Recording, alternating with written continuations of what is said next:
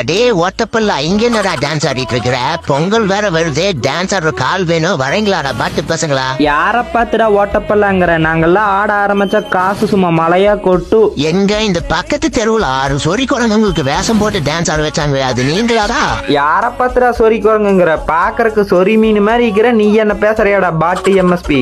எது சொறி மீனா? இப்ப பாருங்கடா எம்எஸ்பி வெர்ஷன் 3.0 வாயடா பேசுறீங்க. இப்ப பாரு என்ன பண்றேன்னு மட்டும் பாரு. அப்படியே இல்லைங்கடா சொறி குழந்தைங்களா, பொங்கலுக்கு டான்ஸ் ஆட கூப்பிட்டா வரவாட மாட்டேங்கிறீங்க.